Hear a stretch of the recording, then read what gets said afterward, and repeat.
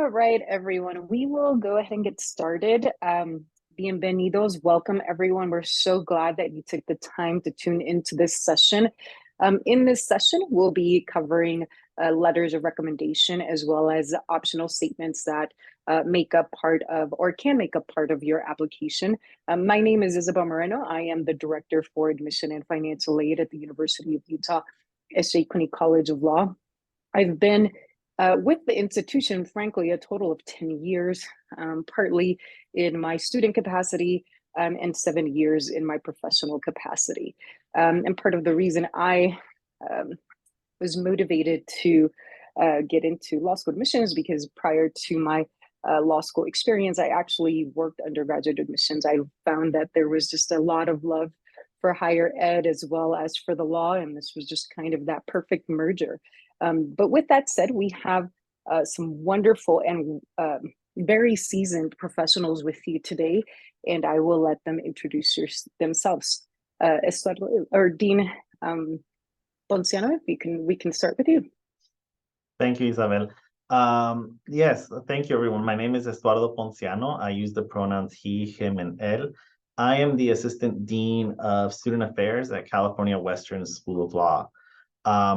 Prior to that, I spent well over a decade in admissions at another law school and running pipeline programs at that law school before I transitioned to this role, working with students at the law school.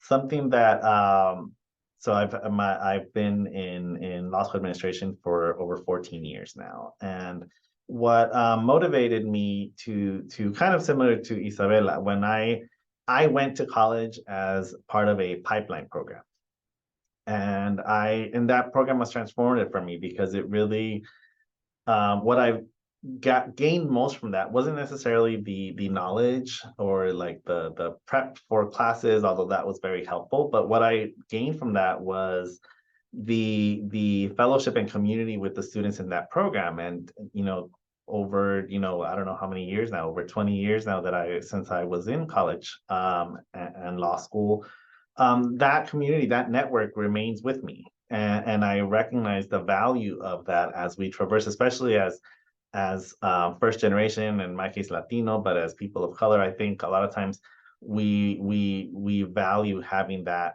community to help us navigate what is for a lot of us a new experience. And so that has been very important, and it's one of the reasons why I was so interested in working in admissions, helping students navigate a law school application process that I found very overwhelming when I did it and when I went through it, and then even with pipeline programs, kind of helping students get to law school, right? I think it's important for us to hold the door open for behind us for people coming up, and that continues to be why I do the work that I do in student affairs now, to make sure students have the resources they need to be successful in law school.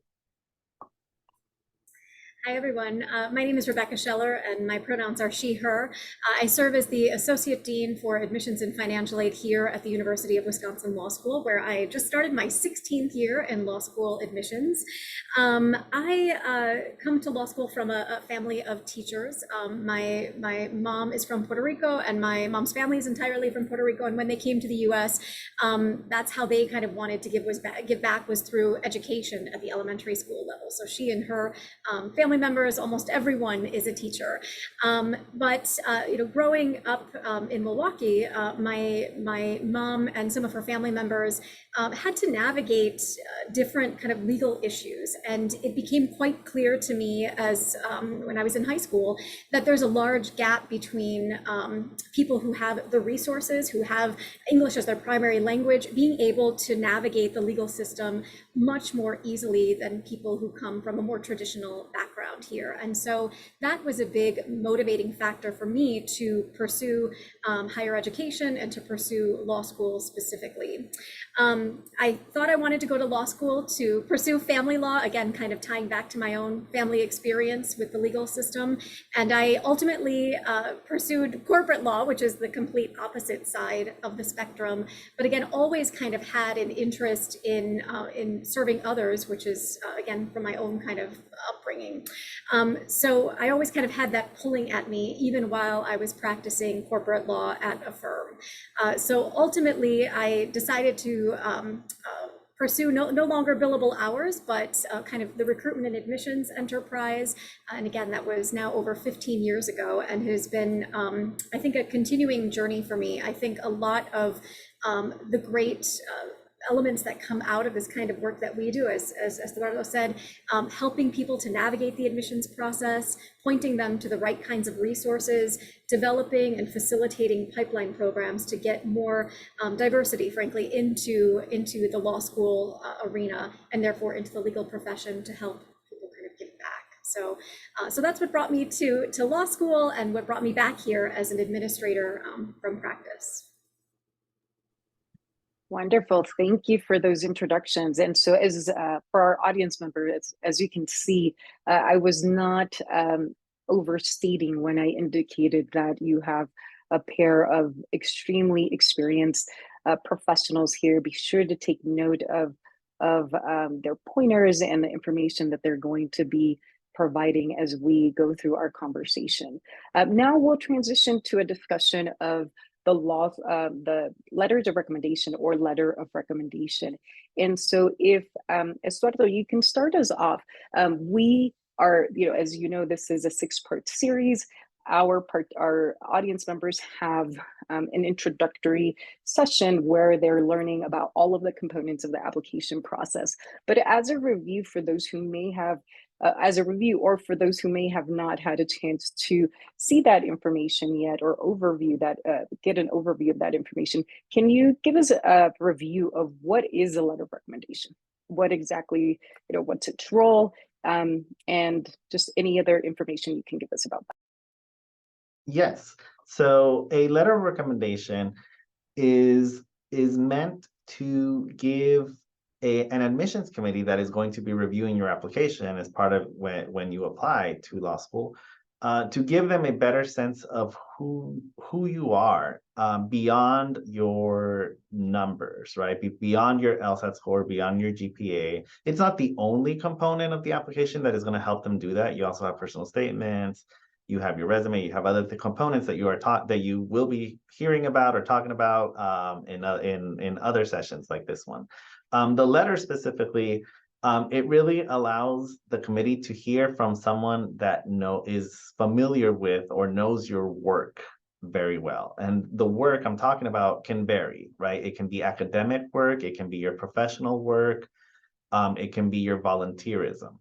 It's really about letting the committee, reaffirming to the committee that maybe the first impression that they've gotten from your application based on your grades, your LSAT score, is correct. If you made a great impression that way, or if maybe you're concerned about the impression your grades or your LSAT score are making, then the letter of recommendation can really serve to help the committee know that someone that is familiar with your work and your work ethic believes that you have the capacity to do well in law school.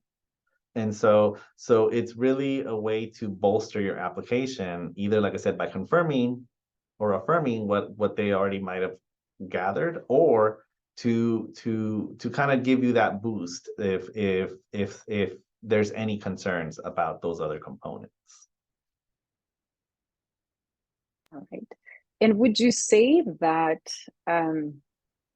there's a set number that folks should be submitting? Is there such a thing as too many or too few? I suppose too few is 0 if if the guidelines require you to submit a minimum of 1. But could you give us a little bit more information on that? Yes. So each school will be different in terms of how many letters they require. For some schools, it'll be completely optional. I think it's a good idea as you start planning to think about getting anywhere from 3 to 5 letters to have in your pocket, so to speak, to have them ready to deploy, to use in your applications. Most law schools, I believe, will have a limit as to how many they accept. So it's not necessarily that you're going to be able to submit every letter you get if you get like 5, for example. But I think it's a good idea because you will want to have your choice of which of letters, and for different reasons. You might want a letter, for example, if you're applying to a law school where your boss attended law school, right? Then, or has some kind of connection to that school, then it might be a good idea to have a letter from someone at that school. Or if you are trying to thinking about the context of these letters and what role they will play in your application, you want to think about how can letters make the best argument or advocate well for you. And so if you are submitting if you are concerned about your grades, then you might want to have more than just 1 or 2 academic letters. You might want to have more because you're really trying to drive home the point that you can be a good student, or the other way around. Maybe you are trying to emphasize your professionalism because that might be light on your resume. And so so it'll be different for everyone, but that's why it's a good idea to start thinking of a few people that can write letters for you, and keeping in mind that maybe for different reasons, the people that you initially asked letters from may not necessarily be able to write them for you. And it doesn't mean that necessarily they don't think you're a good student or a good candidate. It might be that they are just not able to do it in the time that you've given them, or they have some kind of conflict of interest where they feel it's not appropriate for them to do so. So you want to give yourself a good list of potential letter writers, so that if someone says no, you can go to the next person fairly easily. Thank you for that. As you were speaking, it occurred to me that timing is kind of an element when requesting these letters. Could you give us kind of a little bit of an idea of how much time on average we should allocate to give the recommenders a sufficient time to be able to put these letters together? Yes, I think it's important for you to give you need to give yourself a lot of time so that you and give, by in so doing, giving the recommender plenty of time, because you don't want to ask someone to rush a letter. That's the worst thing you can do, because if they write a rush letter, first of all, they may not want to write a rush letter because that's their name on that letter, and they may not feel comfortable doing something that's not well written or that they are not able to be thoughtful about. But even if they are able to or willing to write a very rushed letter, a rushed letter may not be very helpful, because they might just be taking a sample letter that they've already written to someone else and just changing the names, which we've seen when I was reviewing applications. I would notice that a lot in applications. And so that kind of letter is not going to be very helpful to you. And so you want to give the recommender as much time as possible to write a letter that is hopefully personalized to you and to your experiences, and really gives them an opportunity to talk about your skills, your attributes, the impression that you've made on them, what made an impression on them about you. And so I'd say you want to give them a good 2-3 months to write the letters. So whatever your personal deadline is for submitting applications, which is hopefully earlier rather than later in the application cycle, you want to work back from that and say, okay, so if I want to submit my letters or my applications by November 1st or December 1st, but November 1st we'll say, then you want to get those requests for letters out 3 months from August, right? So if we're talking about this year, then you might already be a month behind, right? So you want to get those requests out as soon as possible. And when you do that, give the recommender something to work with. Give them a copy of your resume. Give them a copy of your personal statement, or at least a draft of it if you're still working on it, so that they have a good sense of why you're coming to law school, what you've done, right? Sometimes the recommender might only know you through one very specific context in your classes, or for example, or at work. So let them know everything else that you've been doing. And the best way to do that is by providing a copy of the resume, and like I said, a copy of your personal statement. Thank you for that, Dean Ponciano. Dean Scheller, so we've heard what the role is of the LOR in the application process. some timing considerations. Can you tell us, how influential is this piece or component to my application process, my application as you're reviewing applications? Yes, absolutely. And I will second Dean Ponciano's great advice to apply early and to think about early elements of the application, because that will make a difference for you in the process. So how influential are letters of recommendation? I can't emphasize enough that they are a critical component in our holistic admissions review process. And that's a process by which pretty much every law school in the country looks at all of the different application pieces to make a decision. There is no specific weight assigned to a letter of recommendation, but it's so important, or they're so important because they represent kind of the one piece, or maybe the 2 or 3 pieces, depending on how many letters you may have, of the application materials, where we get an objective view, an objective outsider's view of the applicant and what strengths they might bring to our law schools. So they're really important because, again, the applicant can influence the LSAT, they can influence their grades and their writing sample perhaps, but this is one area where we get an outsider's kind of objective view of what you might bring to the table. I think that the letters of recommendations themselves can really reinforce what's in the application. So as Dean Ponciano said, you can give your recommenders something to work with. And so if you share with them your resume and how you performed in undergrad, or if you let them know how much you worked in undergrad outside of your schoolwork, let's say you have a part-time job, or you're caring for family members or caring for your siblings, all of those types of things can help frame that author's view of you and how it fits into how well they know you and just how strong of an applicant you might be. I think the letters of recommendation that are the most influential can be on one side of the spectrum or the other. On the positive side, they can say, this person is an excellent applicant because they represent all of the students that I've taught here at this undergraduate school. They represent the top 10% of strong applicants that I've seen in my class, for example. They might also talk about why that was. Maybe it was the office hours that you attended, the participation in class. So that type of letter of recommendation can be extremely influential because, again, it amplifies what we're already seeing in the application itself, and that can be the icing on the cake that pushes an application into the admit category. On the other side, and this is why, just kind of reinforcing what Dean Ponciano said, sometimes letters of recommendation can be influential in the other direction.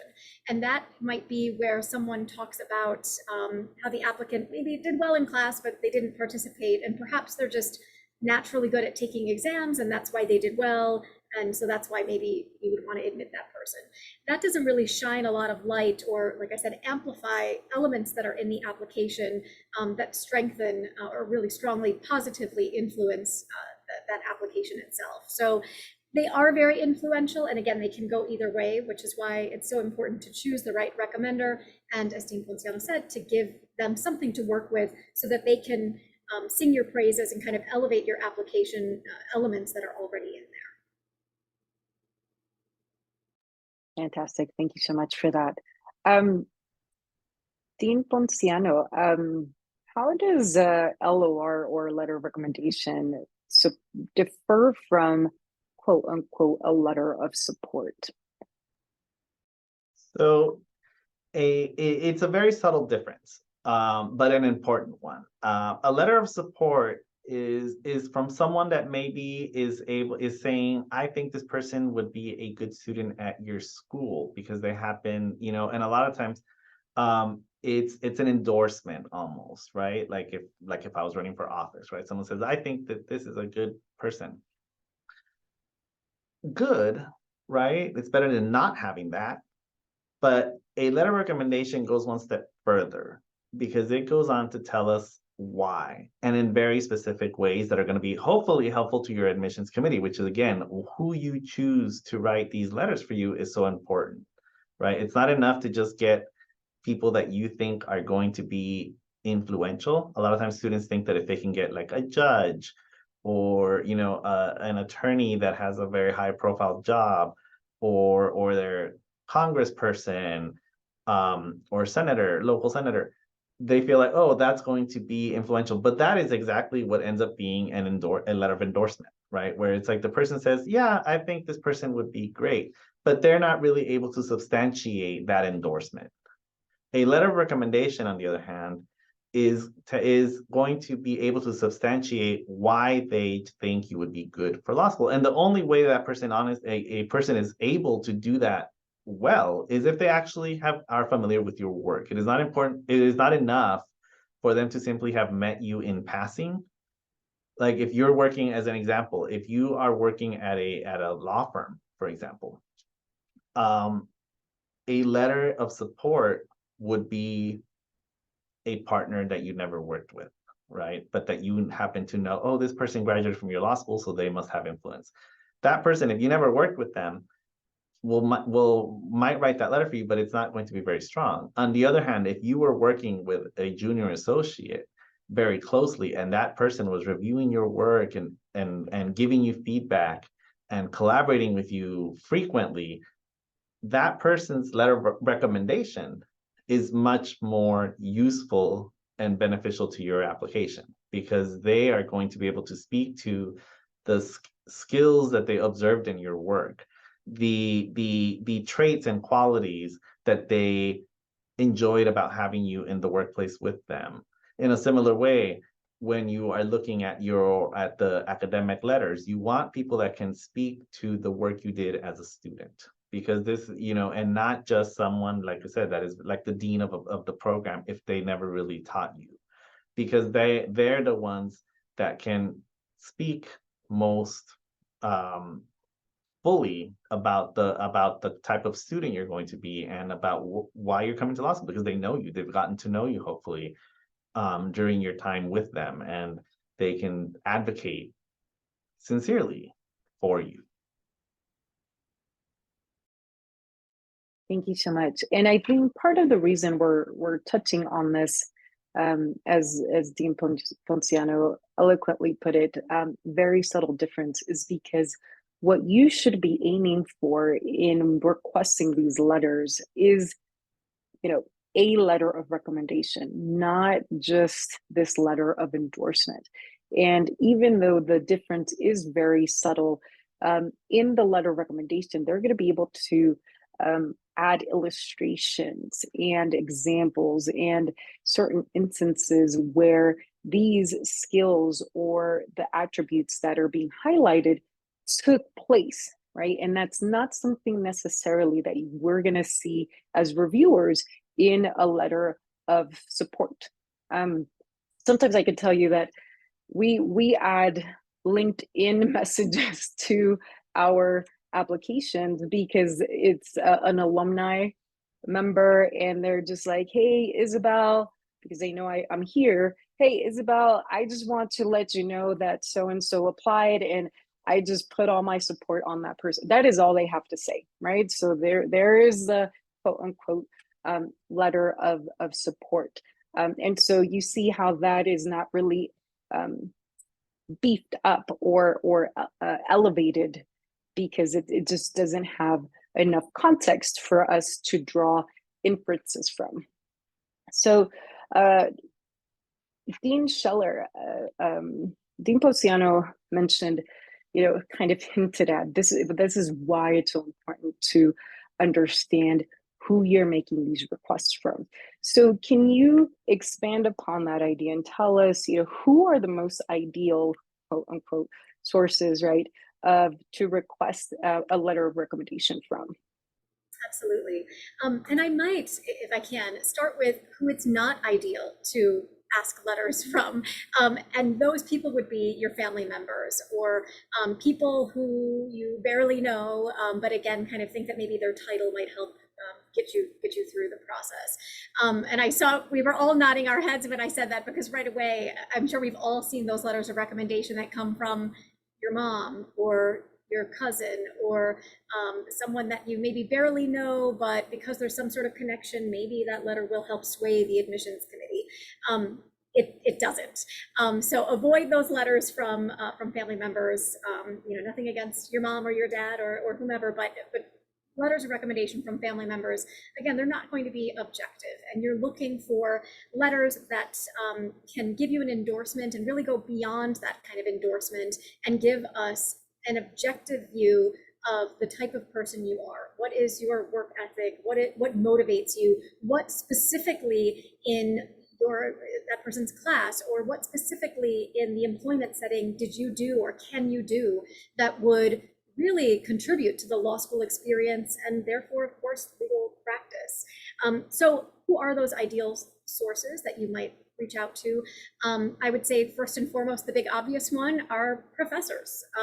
So for those of you who are still in school, and again, I know we always have non-traditional applicants as well, as Dean Ponciano said, now is kind of the time to start maybe planting those seeds and requesting those letters of recommendation from professors. They're the ones who are going to be able to make an assessment as far as the skills that you bring to the table. They also are uniquely positioned to offer us that, as I said before, that kind of comparative view. So how do you stack up against other people that this professor has taught before? I know that sometimes that can be tricky, especially if you're coming from a large institution, like a Utah, like a Wisconsin, where sometimes classes are 300 people. It is important to go to office hours to try to at least establish a relationship with those faculty members. If not, the next best in line would perhaps be teaching assistants, who again are kind of maybe in line to get their PhDs. Schools differ on how they feel about that, professors versus teaching assistants, but at the same time, those individuals can again objectively and comparatively offer us a perspective on your strengths as an applicant. So the academic letters of recommendation are very important, again, as you're planning to embark upon another rigorous academic experience like law school. Employers are another one.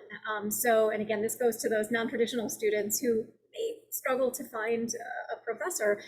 For those of you who've been out for several years, your employers are really going to provide, again, that greatest perspective. What are the strengths that you bring to your work? Are you a team player, or do you not get along with others?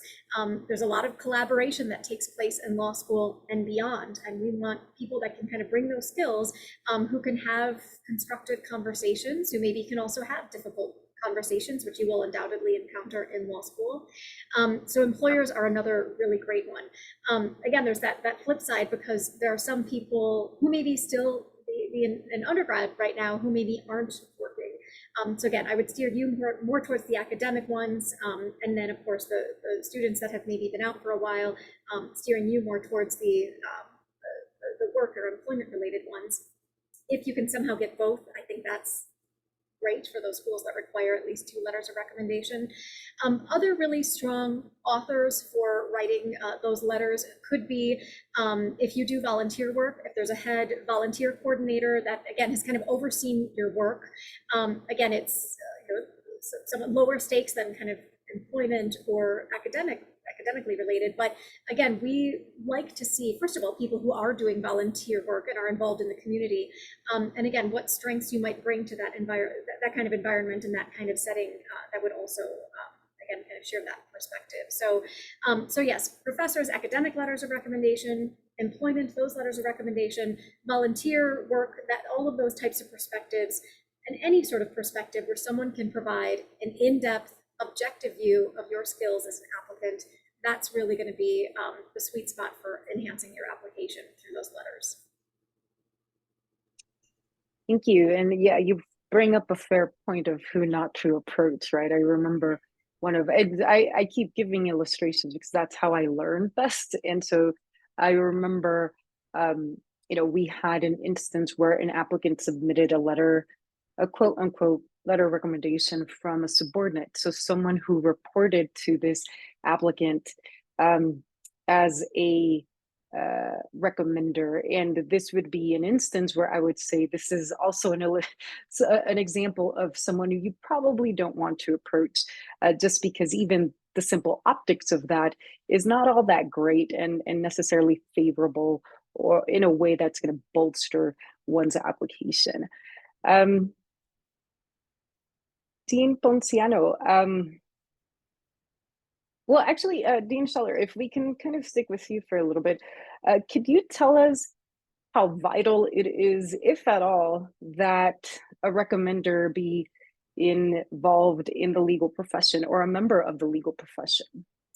Sure, and I think that that is one of the greatest myths in this process, is that you have to be well connected and you have to give a letter of recommendation from a judge or someone who's very prominent in the legal field, and that's just not true. We've seen many letters of recommendation coming from, again, like I said before, volunteer coordinators or people who are simply your supervisor at an unrelated type of employment that, again, they're strong because they end up giving us an in-depth perspective on the strengths that an applicant brings to the table. I think perhaps one of the strongest letters of recommendation that I've ever seen was the lifeguard supervisor at a pool who wrote a recommendation for a student who was a lifeguard. And again, it was so in depth about the different types of examples of contributions that the student had in that kind of work setting. Again, that person being a team player, always kind of willing to stay late, and even talked about one time when our applicant disagreed on the perspective of something, but that the applicant did end up listening to the other person, and they kind of agreed to disagree and moved on and ended up having a great working relationship going forward. I think those are the types of things that could happen during law school, and to see someone who has productively navigated through that, even if it's at the community pool, that, like I said, was one of the strongest letters of recommendation that I wrote. And of course, that person was not a judge and was not a prominent lawyer, but really brought a critical perspective to that applicant's file. And so following up on that, does title or a specific appointment of the recommender matter? And so where my mind is going, Dean Scheller, is like, for instance, I live in Salt Lake City, right? And so we have the Capitol building just, within eyesight. And it is often the case where we receive letters of recommendation supposedly from the governor of the state. And so that's kind of what I'm referencing here, if you can give us some tidbits there, or your. Sure. Yeah. So I think, and cheers to being in a capital city. So we do see, as you just kind of said, those letters that come from, whether it's the governor's office or, again, someone who's maybe the chief judge of the federal court in town. That is something that can be very effective, again, if you have a stronger kind of relationship with those individuals. I think the first impression is sometimes, wow, this person really has a great letter from someone who has been very important in the legal field, or who makes a lot of headlines in the legal field. So that can be that's certainly an eye catcher, I guess I would say. But unless they have that kind of deeper connection with you, it really isn't going to offer that much by way of your individual application. If anything, it might help us, if the student is going to be waitlisted or denied, we might handle that a little bit differently or more sensitively. But otherwise, we're really looking at you, the applicant, and we want to know the details about you. And if those letters coming from people on high have those details, then that's great. Otherwise, it is not critical to have those types of letters in the application. All right, and then just one final follow-up. Dean Ponciano indicated that earlier in our discussion that it might be helpful to kind of, for lack of a better term, steer or provide some guidance to our recommenders, in part, in a way, looking at what these schools may actually be actively looking for in the review process from these letters, right? Could you touch a little bit more on that? Yes, I love that. I love that piece of advice because it's so true.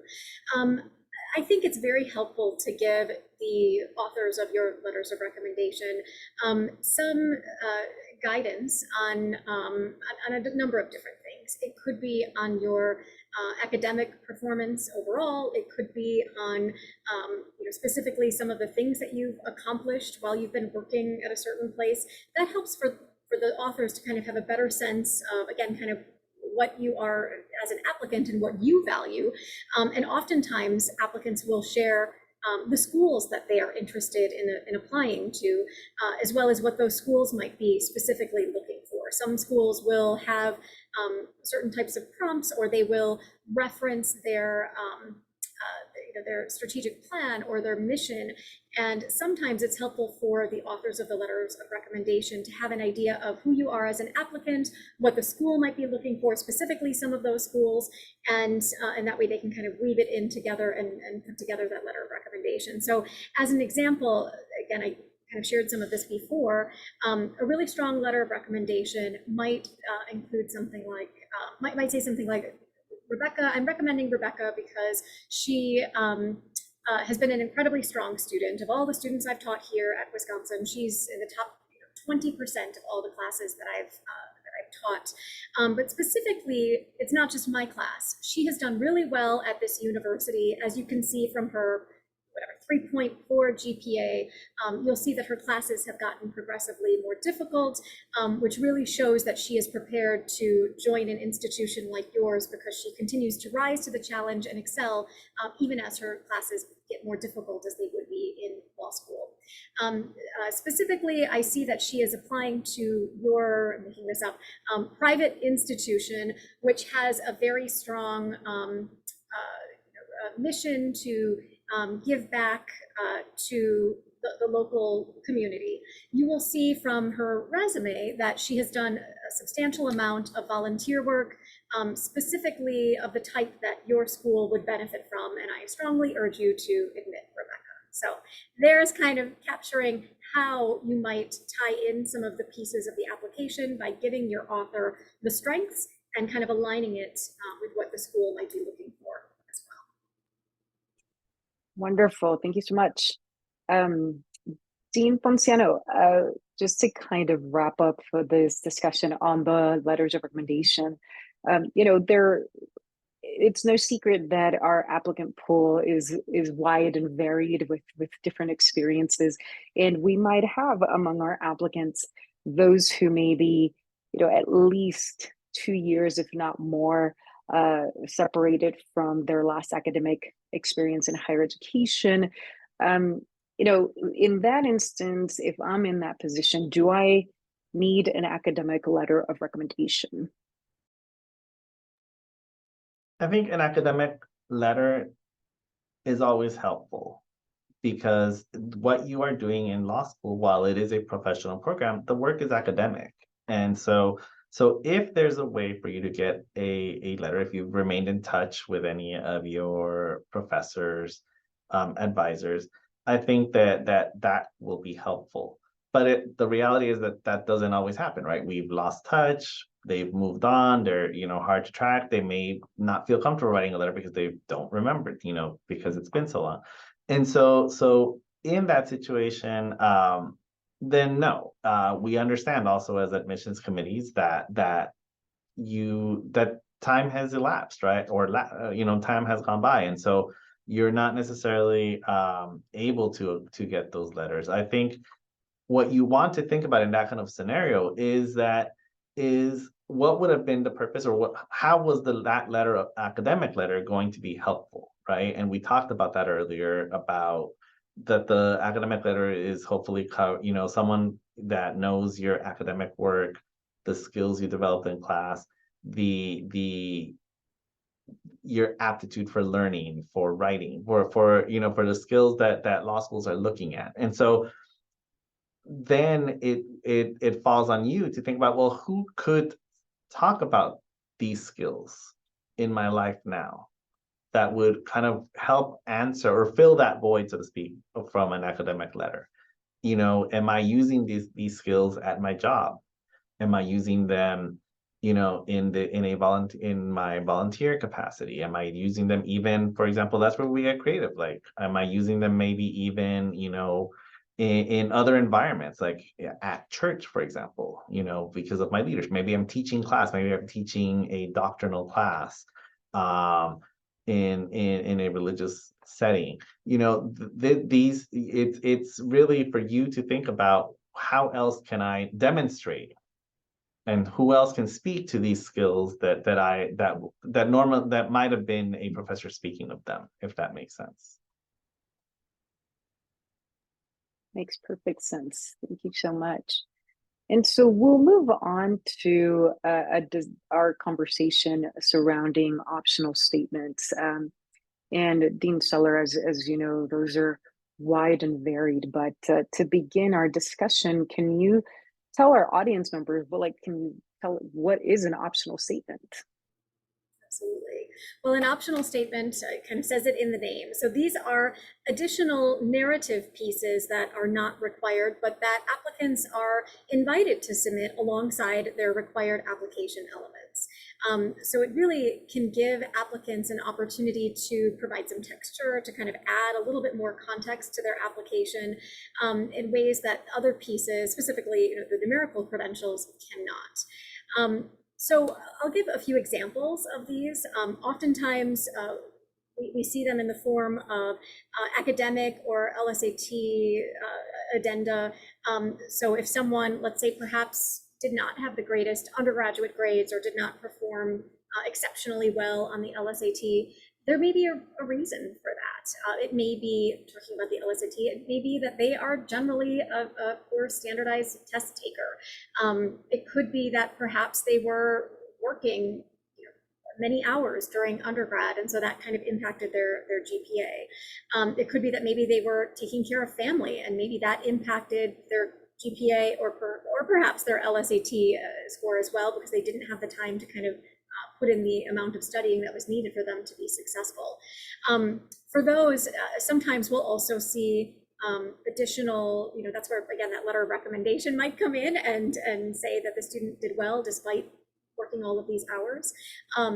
Sometimes we'll see students submit documentation from their undergraduate test. So if they were historically not a strong standardized test taker, they might submit a brief addendum about why they didn't do well on the LSAT, and then they might include their ACT score or their SAT score, and that way we can see, oh wow, this person outperformed their undergraduate testing predictor and did really quite well in undergrad. So that's one way to kind of strengthen the file by using an optional statement at the end. Students might also include information that shows a little bit more about their life outside of the academic world, outside of undergrad or outside of a master's program.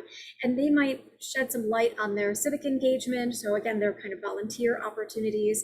They might talk about their involvement with their religious community. So perhaps they're very involved with their church. Perhaps they've done some mission trips, and that has really provided them with a new perspective that they could contribute to the classroom. Again, those are things that we're not going to glean necessarily from the LSAT or the GPA or even from letters of recommendation. And that's where these optional statements, again, can kind of provide a little bit more of that texture. We do often see optional statements that will talk about obstacles that students have overcome in life.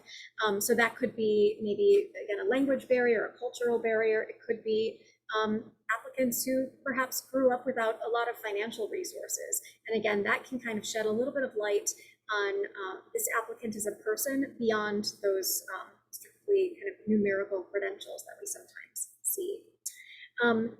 Sometimes we get questions about the average page or word count limit to these types of statements. That's probably one of the most common questions that we get. I think it's important to kind of keep them somewhat concise. You don't want to write a novel about why you didn't do well on the LSAT. I think it is fair to, some schools do provide specific guidance, so you'll want to look to make sure that your school doesn't already kind of outline the parameters for you. But I think generally, a couple of paragraphs or certainly less than one page is what law schools would prefer to see. Again, we're already looking at thousands of applications. We're already looking at a lot of pages adding up for each applicant. And so to keep them kind of brief and to the point, I think is really quite effective. And then lastly, I'll share that these are also reflections of your writing ability. Unless, we're talking about AI, but that's maybe a different YouTube session for this group. But just to keep in mind, this does reflect on your ability as a writer, and you want to make sure that you are using spell check, maybe getting a second set of eyes on those.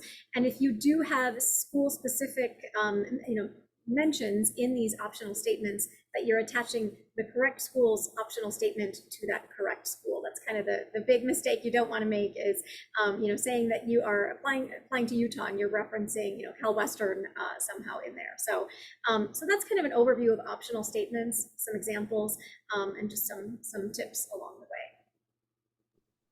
Thank you so much. Dean Ponciano, we keep referring to these narrative pieces as optional. Would you say that they truly are, optional in nature within the application process? So that is a bit of a trick question, because I think in general, I am of the mindset that the more context and the more specificity you can provide to an admissions committee so that they really understand who you are, what life experiences have brought you to this moment, and how those will enhance not just your legal education, but the classroom environment and your law school's community, I think the better. On the other hand, it's also an opportunity for you to demonstrate the opposite. If you don't, if they are not well crafted, I echo Dean Scheller's comments that this is a sample, and every year, I would see when I would review applications, a marked difference in the writing when in the personal statements that were very carefully crafted, and I could see that there was a lot of time put into those, and then the optional statements that often, not always, but often you could tell were written very much at the last minute. And I know it's a lot of writing, I know it's a lot of work, but you have to think about it in the context of this is something that is potentially going to alter the course of my life, right? In terms of the law school you're attending, in terms of the opportunities that come with that. And so I think it's worth your while to take the time to craft statements, optional statements that are going to be helpful to your application and enhance it. And again, I agree with Dean Scheller. It doesn't have to be a long statement. It doesn't have to be another, it doesn't have to parallel the length that maybe your personal statement had. It can be, one page. It can be a few paragraphs. If you can be effective and concise in conveying what you need to, that is going to make just as much of an impression on the committee. I also want, I think it's important to remember as well that you want to be aware of what is in your other statements already. You don't want to repeat yourself, because that is when it will be too much, because you are simply repeating something that you have already mentioned elsewhere. So really be thoughtful about how you're going to use the space in these optional statements, so that you can demonstrate that you're enhancing and not just simply repeating the same thing over and over again, like to drive home the point, right? And so if you're talking about diversity, for example, if you're talking about the life experiences that you bring, think about them in a context that is different. Think about intersectionality. Think about perhaps seeing it through a different lens, maybe through how they have impacted your education or your job opportunities, or your access to these opportunities, as opposed to like maybe the more general approach that you might have taken in your personal statement, because that shows that you understand that, yeah, that people don't want to just read the same thing over and over again, but also that you understand the value of these experiences. And that is really, for me, that is always something that is extremely compelling, to know that a student understands that there's value and power in the experiences that have shaped them, and that they know how to draw strength from those. And so make sure that you are thinking about that. When you're thinking about, for example, writing an addendum that is academic, or to address your LSAT or GRE scores, you want to think about, is this needed? Is this necessary? And what I mean by that is that realistically, unless you're someone that has, a 4.0 plus GPA, or if you have a 178 plus LSAT score, most of us would prefer to have a stronger GPA. Most of us would have rather had a stronger LSAT score. I mean, that's just obvious, right? Like most people would like to have better scores. And so in and of itself, pointing that out to the committee is not very helpful. And so if that is the essence of your LSAT score, or of your addendum to address your LSAT score or to address your GPA, then that is not enhancing your application. Because like I said, that's obvious. Most people would like to have better scores. What I think can be helpful is if you can point out, as Dean Scheller was saying, why, give the context. Why is it that these scores are not an accurate reflection of your abilities? Right? Is there something that was taking place in your life that is not immediately obvious? Make sure that what you are saying lines up with the information provided elsewhere. So if I am going to say, for as an example, during the fall of my junior year, I really struggled and I was very ill. And so please, be aware that those grades from fall of junior year are not a reflection of my best work. But otherwise, you should look at the rest of my grades, and they're great. But if someone goes back to my transcript and they don't really see that, like they see like, well, your grades seem to be pretty average all around, right? Like there's no difference, then that's not accurate, right? Like, and so if you're going to provide this context, then it's important for you to actually to make sure that it lines up with what they can see. And really be accurate and really be thoughtful. If you want to talk about the LSAT and why maybe it isn't an accurate reflection, again, explain why, give context, and give the support. Dean Scheller mentioned earlier that maybe you would submit your SAT or ACT scores and point to the fact that these might have predicted that I wouldn't have done well in college, but look how well I did, right? That I outperformed those scores. But again, make sure that that is true, right? That you actually did outperform. And so otherwise, like I said, if you're just writing, a kind of like, oh, please disregard my scores, they're not a good reflection, but you don't have anything to support that, it's not a very helpful statement.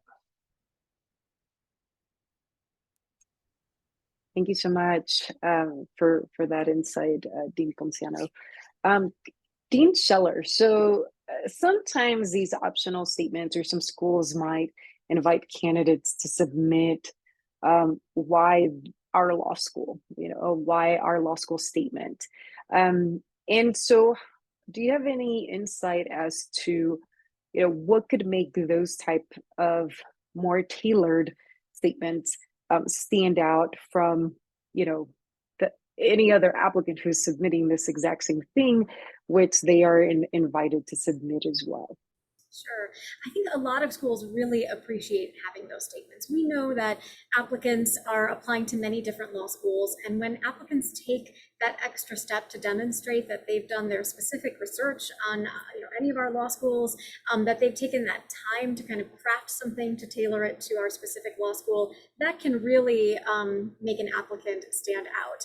I think the biggest thing, as we've kind of both of us have already referenced, is that you list the schools, the correct name of the school, because again, we so often see that a different school is listed, and then it's like, it's so deflating when you see that, because not only does it show that the applicant has listed the wrong school and is probably applying to that other school as well, it shows that lack of attention to detail. Again, we talked about the writing and that's a reflection of the person's writing, as well as perhaps the person's judgment as well. Would they, maybe they're just not ready for law school if they're operating in such a rush that they're making these kind of careless mistakes. I think that the ones that really stand out, again, reference specific academic programs. They might also talk about specific professors that they would like to work with or learn from. They might refer to specific clinical programs, perhaps at the law school, or tracks or dual degrees that they might pursue. And so really, it's a great way to, again, emphasize that you as an applicant know not just kind of the surface level of what the law school is all about, but a much deeper understanding and kind of knowledge base of the law school's overall program. I think it's also a really great way to kind of showcase an applicant's fit for that particular law school. And one way to do that, I kind of talked about this a little bit before, is to look at the type of law school that to which you are applying. So you might look at the school's mission. You might take a look at the school's strategic plan. That's a key one, I think, is to look at what matters to the school. And it also might help you to reflect on just how well or not well you might fit at that particular law school. But taking those pieces, both, perhaps the mission, perhaps there's something in that particular city, looking at that strategic plan, and again, kind of weaving together your strengths in one of these customized, tailored school-specific statements is a really great way to, again, kind of put that icing on the cake for your application and hopefully push your file into the admit category. All right, great. Thank you. I will never forget which, to be frank, we don't even ask for or invite candidates to submit a why our university or why our law school, but I will never forget the one where they gave us, almost 3 paragraphs of this, what sounded like a very fantastic program that we just did not have. And so that was a very clear indication that there was very little knowledge base of our program, right? I think deflating really captures that very well. So Dean Ponciano, we're at the home stretch. If you can help us close out this particular segment of our discussion, how would you say, if at all, optional statements, essentially, in just the past few weeks, we got the SCOTUS decision which SCOTUS is Supreme Court of the United States. The decision on students for fair admissions versus Harvard and the University of North Carolina. How would you say that optional statements might change in the wake of that decision, if at all? Or is it maybe too premature to kind of touch on that?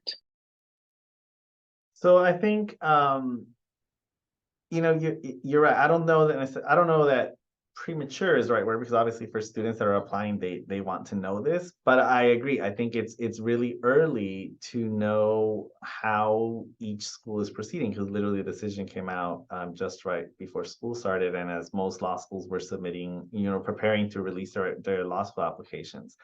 I think, as far, for students, from your perspective as a student, I think it's important to be aware and be mindful that these values of inclusion, of providing access, of having a classroom and a legal profession that reflects the society that we live in, I will venture to speak for our law school community, at large, that those are values that have not changed, and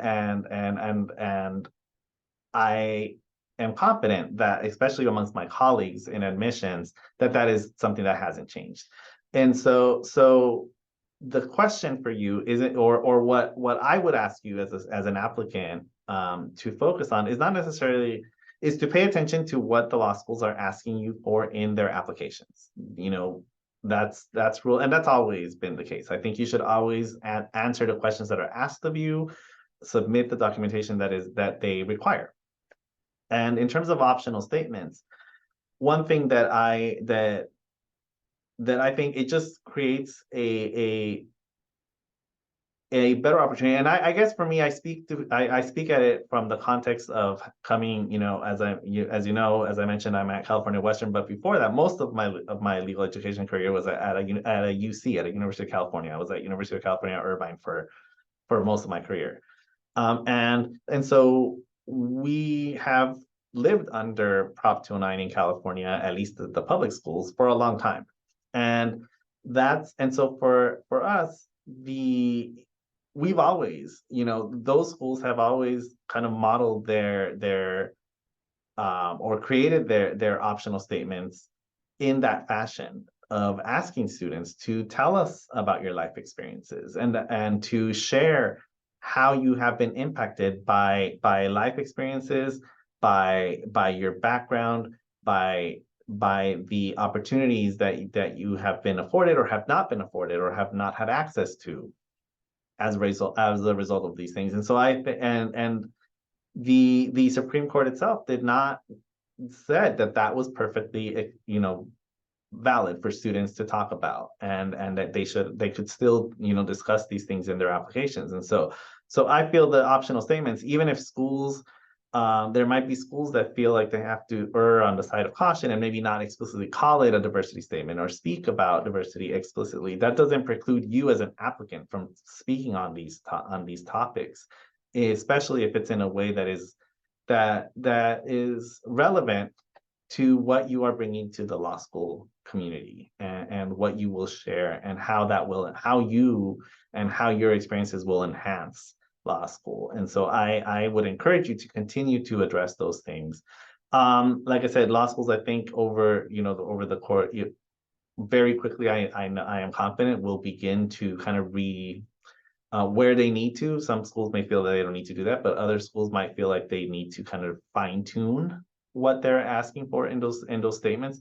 But I know that information is still valuable. It's still very helpful to the committees in helping to assess the what an applicant is bringing to law school. And so I think you should still talk about it, because that is your experience, and it's something that your experience shapes who you are, and that is very important in helping to determine how the legal profession will look moving forward.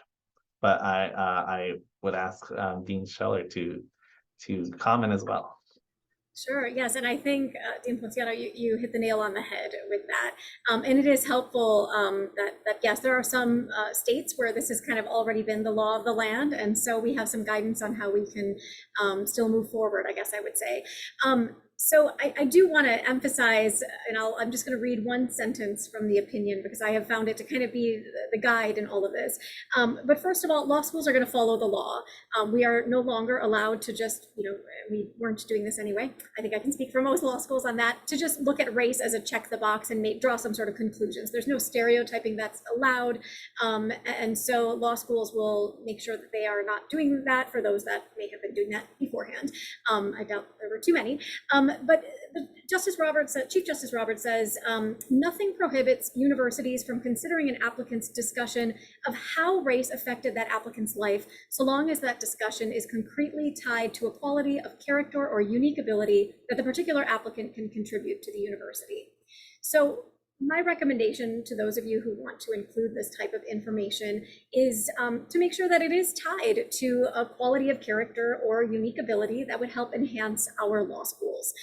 That is where law schools can follow the law and take those things into consideration, and really a great way, the best way for you to kind of show us the types of qualities that you bring to our pool, and therefore to our classroom, as it ties together perhaps your race or other unique qualities about you, and how that might impact the admission decision.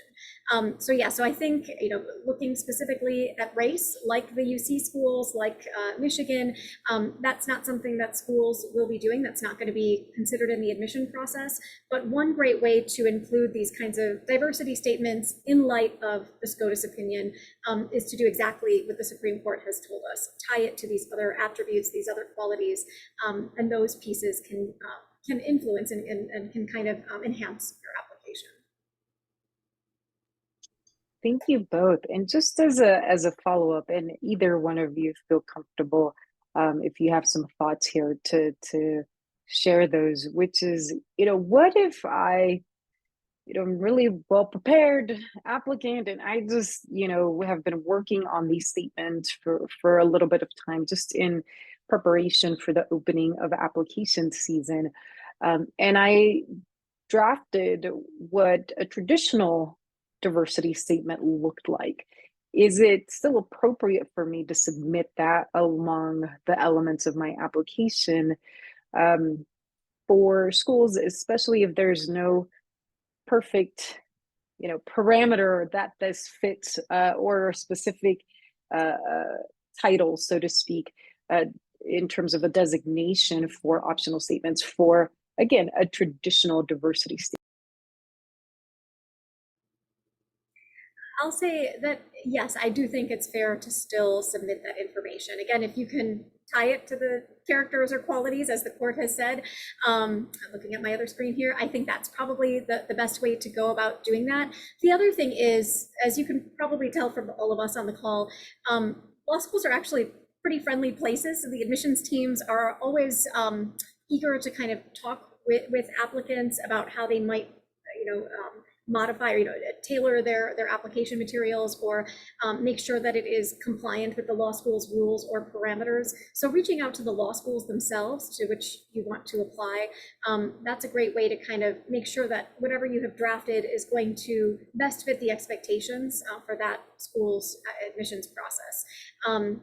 There are other organizations, LSAC, that does workshops at forums where you can also get some guidance on this as well. So, so you can kind of use different resources, even if you still do have some hesitation over submitting a traditional diversity statement. I agree. I think it's still going to be useful for the committees. It's one of the things that I've always encouraged students in terms of the diversity statements is that it should really be thinking about how this has impacted how your identities, your identities, your life experience, your background, how these have shaped you, how they have had an impact on your education, on your goals. Like maybe this, somehow this ties into what you want to do, why you're coming to law school. It's still very much this still very much falls in line with what the Supreme Court rule, what the quote from Justice Roberts. So I think as long as I think those are always I've always felt that was better for a diversity statement anyway. I feel like talking about the context and what will bring that's really helpful, and so more helpful than just kind of like a presentation, oh, I'm diverse, right? But like not really going into a lot of detail. Providing that context is really what's going to be helpful, and I am confident will remain so moving forward. Thank you both. And so we're at the end of our program here, or our session rather. And in closing, if both of you could take some time and do some reflection on your own experiences with higher education and that journey you took, what would you have changed? Right, both of you have a legal education. One of you disclosed that you have an education background by way of family ties. What would you have different through your admission processes, and what would you keep the same? And Dean Ponciano, we can start with you. Sure.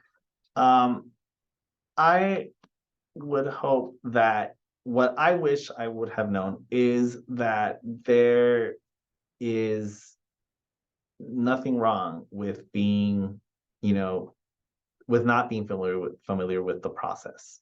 There's nothing wrong with having no prior connections to the legal profession, to being first generation.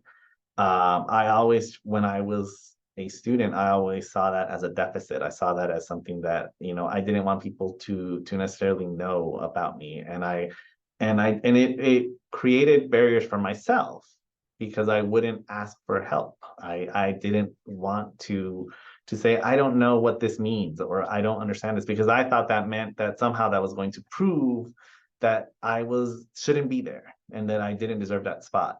And so please, ask for help, when you need it, whether it's in the application process, as you're navigating it, as you're trying to figure out what to include, for example, as Dean Scheller mentioned, the admissions offices, the people there are there because they want to help you with that process. They're not there to work with the current law students for the most part. Like that's my job now, right? In the student affairs. The admissions offices are specifically there to help applicants. And so please take advantage of that because they want you to have the information you need. They want to make sure that your application is crafted in a way that you are happy with and that is going to present the best version of yourself.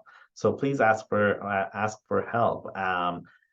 Reach out and as you move through law school and through this whole process, please, make sure that you are getting the information you need to be successful, to get you where you want to be, and find the mentors that will help you get there. Find whether it's through other law students, whether it's through administrators, faculty, people in the profession already, that you'll meet at some point.